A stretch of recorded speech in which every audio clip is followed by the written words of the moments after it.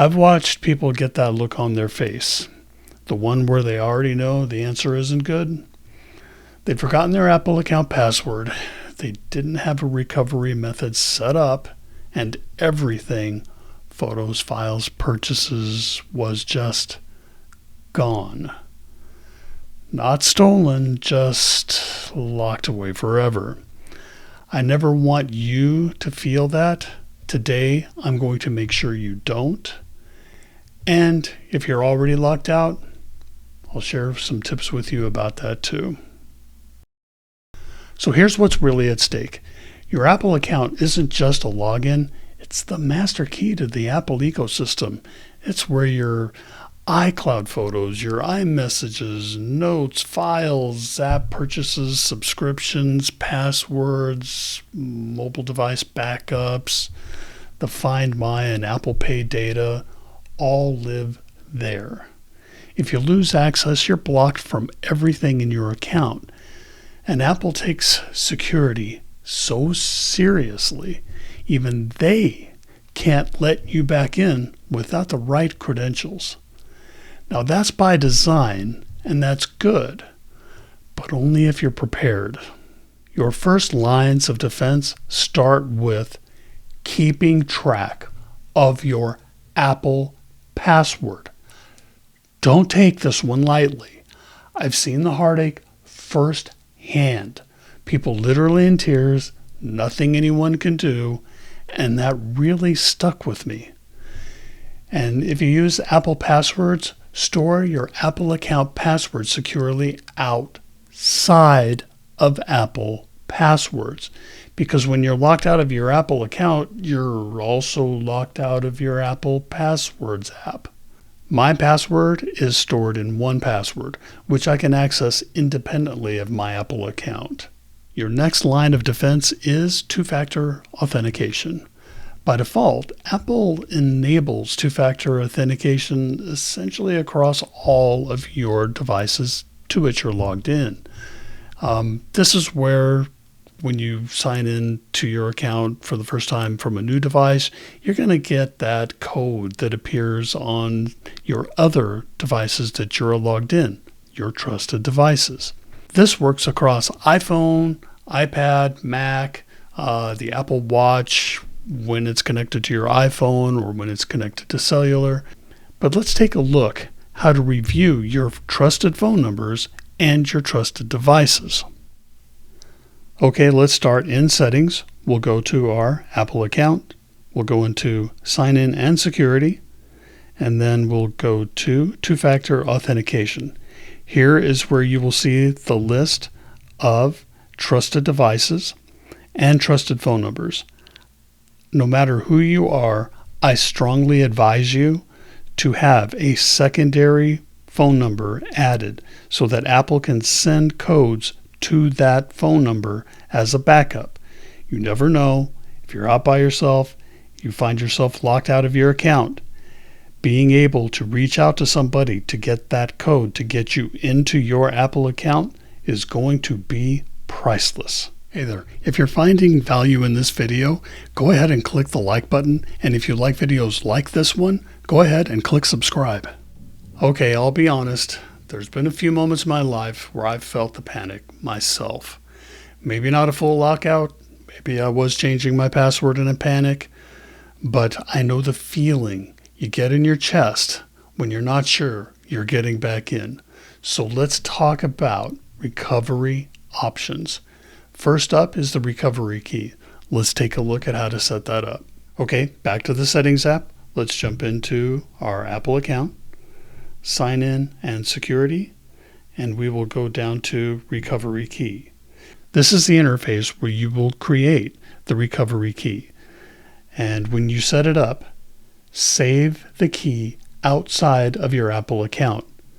Do not save it in Apple Passwords. Again, locked out of Apple account means you're locked out of Apple Passwords. You can also print out and save your recovery key in a secure location.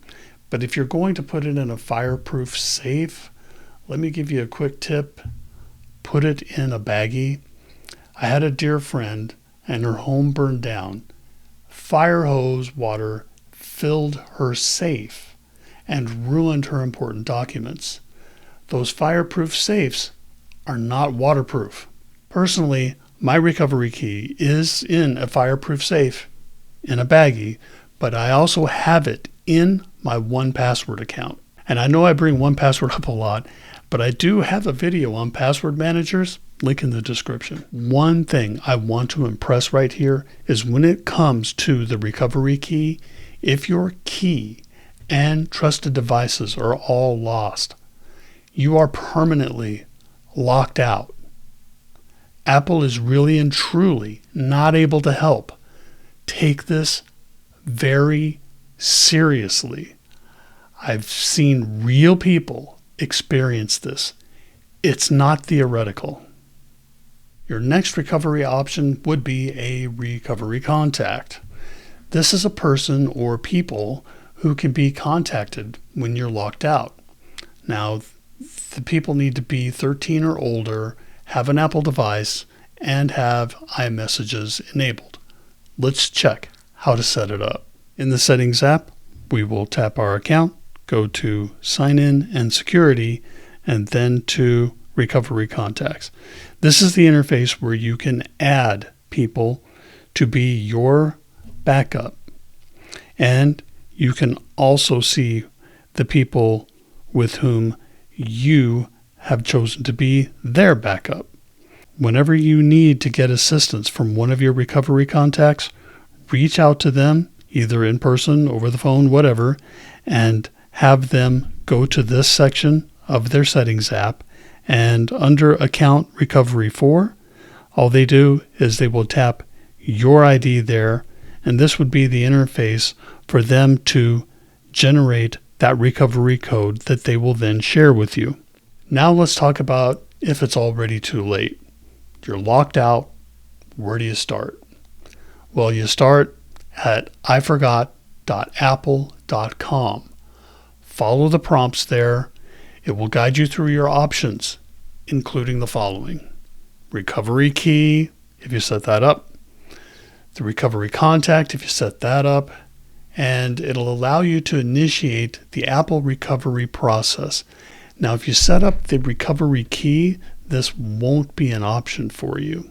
But if you haven't set up a recovery key, just know that the Apple account recovery process takes days. You'll receive a confirmation email in about 72 hours with an estimated time of arrival for when to expect resolution. Apple verifies your identity using account history, trusted phone numbers, and prior login data. There's no way to speed this up. If you call Apple support, there's not anything they can do to expedite the process. And you can learn more at the link that I have down in the description. Now remember, if you lose your recovery key and trusted devices are not working, there's no way forward, not even with the account recovery process. So here's your 5-minute checkup. Right now, before you close this video, here's your action list. Verify your trusted phone number is current. Audit your trusted devices. Remove anything you don't own. Decide if a recovery key is right for you, and if so, store it safely. Set up at least one recovery contact. 5 minutes now can save you everything you've built in the Apple ecosystem. And honestly, it could save you from being that person fighting panic in their chest. There's a no-hassle link to a 1-page reference for you in the description below. So now you have everything you need. Go do it. One more thing, let's talk about Legacy Contact. This allows a designated person to access some of the data in your account after you pass away. They will need a legacy access key and a death certificate, and they'll share that with Apple. Once granted, they have access for 3 years. Then the account will be deleted by Apple.